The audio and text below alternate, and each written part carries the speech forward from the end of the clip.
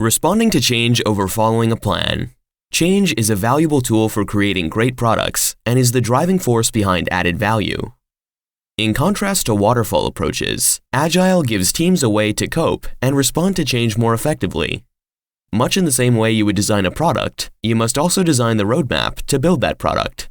Once you have done this, you will have everything you need to provide a practical and reasonable real-world estimate of its eventual cost, schedule, and functionality.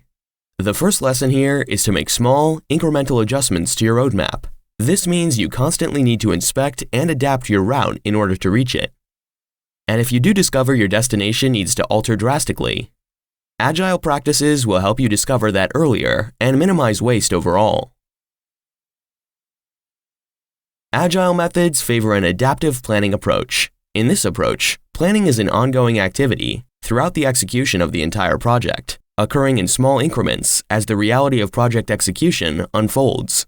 The team then works to maintain alignment to a plan that continuously evolves to match the reality of both the end product and the team's capability to deliver that product. Adaptive planning approach encourages us to dig deeper into our project along the way, to better understand the problem our customer is facing and how our end product can best solve it. The ultimate measure of success is how delighted the customer was when that product was delivered. Agile methodology depends on inspection, adaptation, and transparency. Inspection states that a team should closely inspect the outcome of each iteration to understand not only what that iteration produced, but also what occurred during that iteration. Adaptation states that a team should alter its behavior based on the results of inspecting the previous iteration. This might revise the goals and objectives or alter how the team works together.